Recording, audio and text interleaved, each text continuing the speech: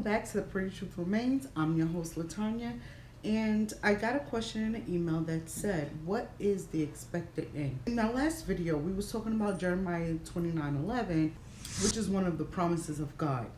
So when you read Jeremiah 29:11, is the prophet Jeremiah talking to the captives, the people that are held bound by the Babylonians. Now, when I say the promises of God belong to you, I mean you as a people.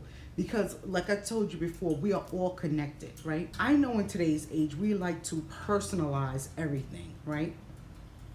When I say that the promises of God belong to you, I mean whatever your captivity is, whether it's mental, physical, emotional, financial, whatever your captivity is, there is a time limit for your captivity.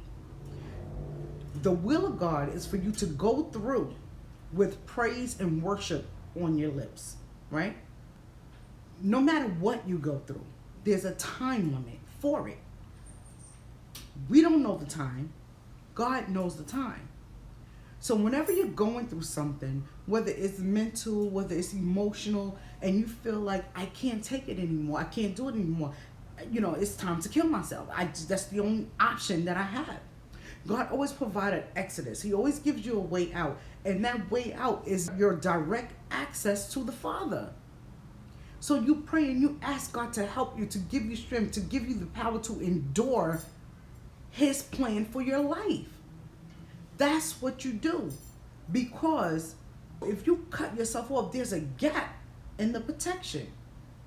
There's a gap. So you ever seen those ballparks that have the fence around, and that fence is there to guide people to go through a certain entrance and a certain exit, right? But you know how people just cut up the middle of that fence and they make their own entrance and exit?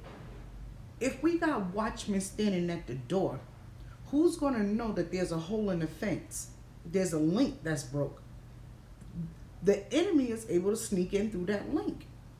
So we have to, everyone, we are all soldiers in this army. We have to stand arm in arm, always ready, being watchmen on the wall, watching out for the enemy, praying without ceasing to raise this village that we're protecting. So we're all connected. So the promise is made to the captive. Then you can apply that to yourself. You can't apply and just an expected end. You can't take pieces of the Bible and apply it to your life. You got to take the whole thing. And listen, we're human. We all fall short. We don't all live by this book. This book is a guide to us on how to reap the benefits of God. This is a guide. So you can't just take God knows the expected end and do whatever you want to do because God knows the expected end and the end is good. It's not always good. This is actually a prophecy of endurance. Actually, you know, he's saying that yes, I have an expected end for you, right? However, that end is going to be 70 years. What's going to happen in 70 years? We're going to lose some of our soldiers in 70 years. We're going to lose some of our parents. We're going to lose some of our children. We're going to lose some of our friends in 70 years. But you still have to endure to the end. You still have to endure. We will lose men. People will get faint. People will get tired of fighting this fight. Don't let that be you. Don't be the person that get tired because you're fighting on your own strength. There's help here. There's help. God said, my grace is sufficient. So if His grace is sufficient, no matter what we go through, we will make it through because there's a time limit for everything that we go through. But if you check out before that time limit, you will never reap the benefits of going through with thanksgiving and praise. So your harvest for all your perseverance and your long suffering is what? We can't be so narcissistic to think that we don't deserve to go through anything, because if God gave us all what we deserve, we're not ready for that conversation? Okay. So what I'm saying is, God's grace is sufficient, right? What He gives us will carry us through whatever it is that we are facing. We just have to trust him. That's all we have to do is trust him. He will do the rest. Believe me, he will do the rest. God's grace is sufficient. Whatever it is that we're going through, he has the answers. He has the answers. He'll tell us go right, go left, go up, go down, turn around, do this, do that. He'll tell us what we need to do in order to keep us. That's Jeremiah 29:11. I mean, we could dig deeper. I know I'm going to revisit this. I already know I'm going to I can feel that I'm going to revisit this. But for now, the enemy is a bully. And he will really make you feel like you're isolated in whatever problem it is that you're going through. He'll make you feel like you're the only one in the world going through this problem. And it's not the case. But he's just that savvy and slick to make you think that ain't nobody else life is like this. Everybody else's life is great. You're the only one going through this and you don't have no support. I don't want you to fall victim to that thinking, because it's not the case. Like I said before, no matter what you're going through, if you're feeling like you're going to do some harm to yourself, please take the time and call the National Suicide Prevention Hotline, and I'll link that number.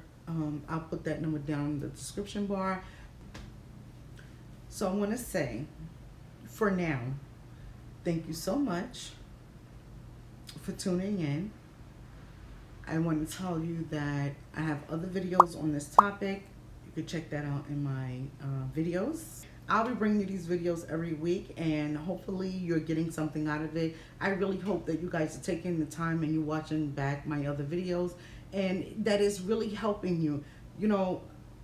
It's not easy getting up here doing this. However, I feel like I have to do this because, when I'm long gone, these videos will be here, and I just want everyone to just know that the enemy is a visitor. He does not have to reside in your house. You don't have to be bullied by the enemy. You have the tools to put him in his place. So like I told you, as the information comes to me, I will be putting it out. I'm doing this. So I just want you to know that life can be what you make it. Life don't always have to be so deep and so heavy. You can have fun, you can enjoy, you can laugh. When you lose someone, it's already hurtful that you lost someone. So to be here without them, that's heavy.